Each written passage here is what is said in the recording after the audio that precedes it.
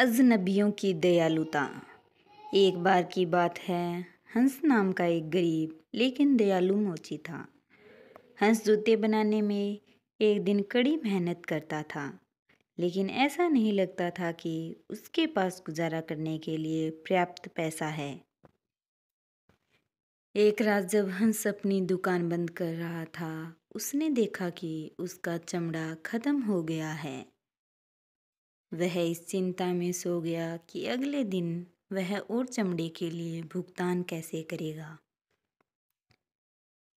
अगली सुबह जब हंस ने अपनी दुकान खोली तो वह अपने कार्य क्षेत्र पर जूतों की एक सुंदर जोड़ी पाकर हैरान रह गया।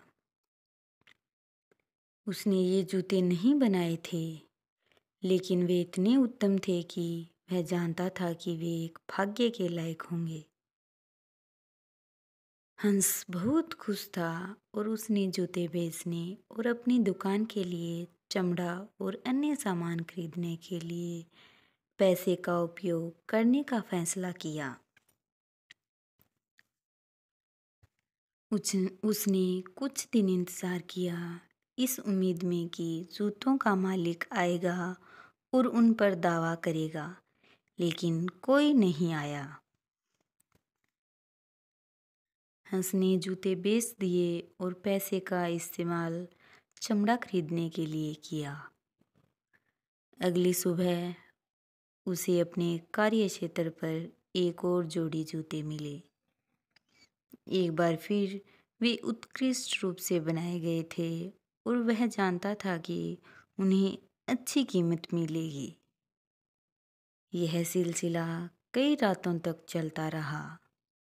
हर सुबह हंस को अपने कार्य क्षेत्र में जूतों की एक नई जोड़ी मिल जाती थी और हर बार वह उन्हें बेच देता था और अधिक आपूर्ति खरीदने के लिए पैसे का उपयोग करता था। एक रात हंस ने देर तक रहने और यह देखने का फैसला किया कि जूते कौन बना रहा है। उसे आश्चर्य हुआ जब उसने देखा कि दो छोटे बोने उसकी दुकान में आ रहे हैं। वे जूते बनाने के लिए अपने छोटे हाथों का इस्तेमाल कर रहे थे और उन्होंने जल्दी और कुशलता से काम किया।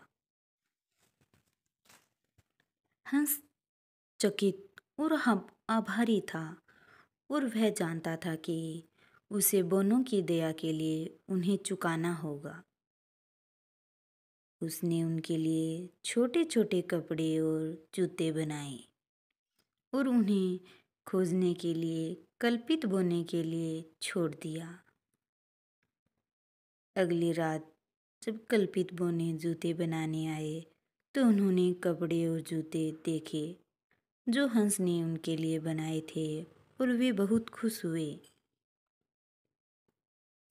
उन्होंने नृत्य किया और गाया और उन्होंने हंस को जूतों की सबसे उत्तम जोड़ी बनाई जो उसने कभी नहीं देखी थी। उस दिन से बोने और हंस अच्छे दोस्त बन गए।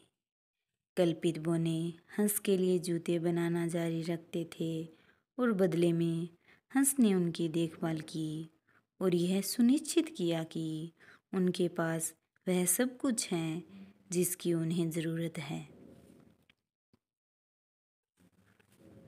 कहानी का नैतिक यह है कि दया और कृतज्ञता अप्रत्याशित पुरस्कार ला सकती है और यह है कि दूसरों की मदद करने से अप्रत्याशित मित्रता और आशीर्वाद प्राप्त हो सकते हैं। अगर आपको कहानी अच्छी लगी हो तो आप कहानी को लाइक करें।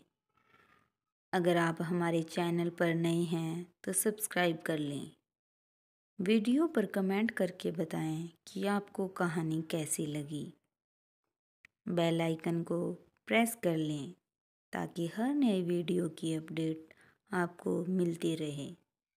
कहानी को अंत तक सुनने के लिए आपका बहुत बहुत धन्यवाद।